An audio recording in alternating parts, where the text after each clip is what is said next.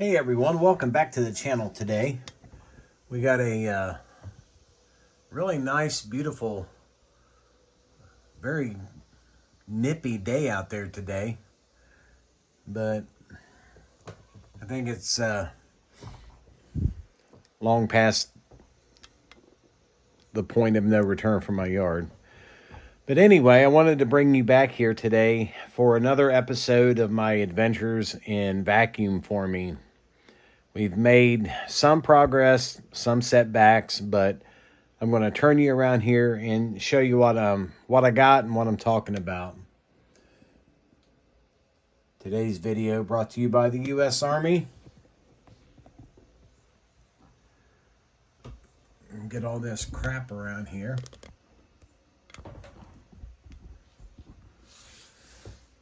Let's see. So you guys knew I was trying to make my own twin sonic for, future builds and stuff, so I wouldn't have to keep buying the AMT parts packs, because I don't believe that the internal components there are correct for a twin sonic, which they're not. So I was able to actually make one, and I'm pretty happy with that. This is just my prototype. It's not finished. I didn't even finish painting it or anything, but just to give you an idea, it printed or vacuum formed pretty good. It got the detail in the speaker housing there in the front. I'll just add some black wash to that, and then obviously have to chrome the bottom of it for the base. But I assembled this guy from the AMT, the parts pack. I glued everything together. I put some risers on the bottom of it so it would rise above the suction plate on the vacuum former. And then once it formed, I was able to cut along the bottom. And I had one complete piece.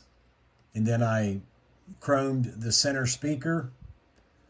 I made my own internals for it, and then I can pop it right off. I don't want to pop it off right now, but I made my own base from some 40,000 styrene. And then I actually was able to reproduce some clear domes. So I was pretty happy about that.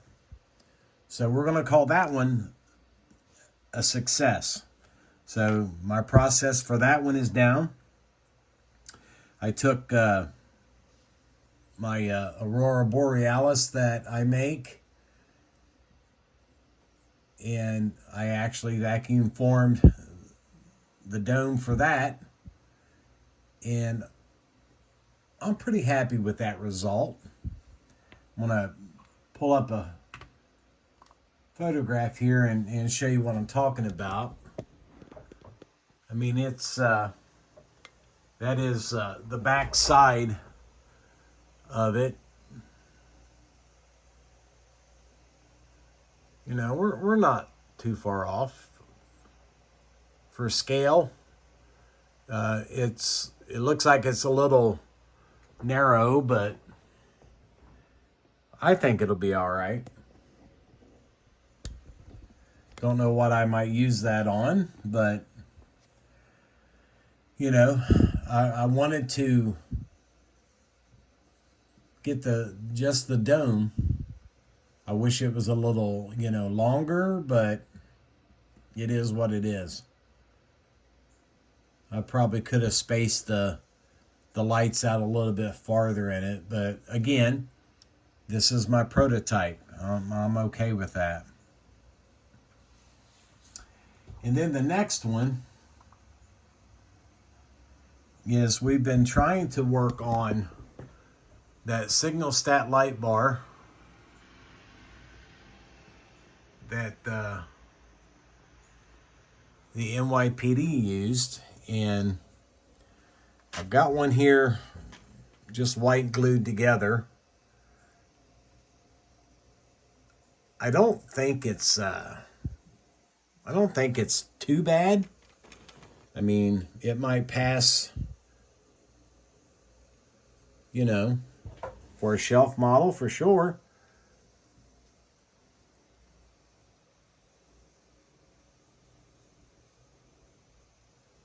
And then the back of it, we have the yellow lights in the back.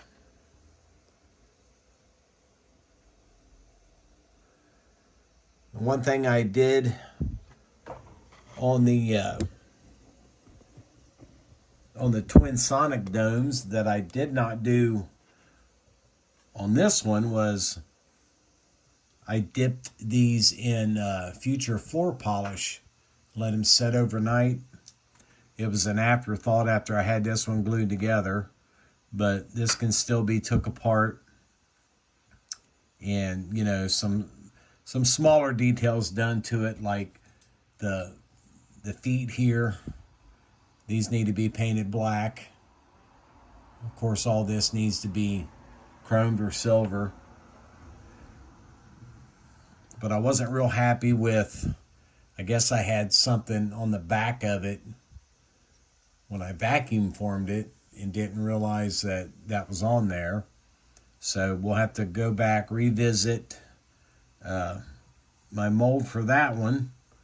I don't know which one it was. I had a couple of them, but there was obviously something on the back of it. But we will get that corrected. I mean, even though I'm happy with this, I think I can do a little bit better on it, because that's going to go on this this build right here when I get to it. But I do have, you know, I molded this one and I was okay with it until I started trimming it off, and then my knife slipped and I cut this little piece off the front of it, as you can see right there. I don't know, it's probably, if I glued it back on, it would still show, but that's going to be, I think, my process using this one and just cutting it off and then pulling it straight off of that.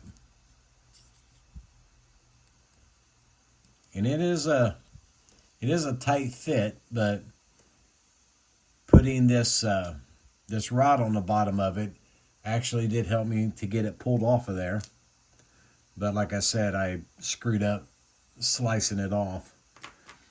So I'm going to call those 3 or 4 items a complete success. I know what direction I'm going. But with the other ones, like the blue domes from the Johann kit, I'm going to have to revisit that one because the plastic is so tight on there, I can't get it off without tearing it. So I'm going to make new bucks for that. And the same goes for the piece of glass. It's on there, it's suctioned on there really well, but I can't get it off without tearing it up. So we're going to go back to the drawing board on those. And the same thing for the round glass dome. So I'm about 50-50, I guess. I'm halfway there on some of them and not quite there on the other ones, but I will get it. This NYPD car back here is a future project here coming up on the bench.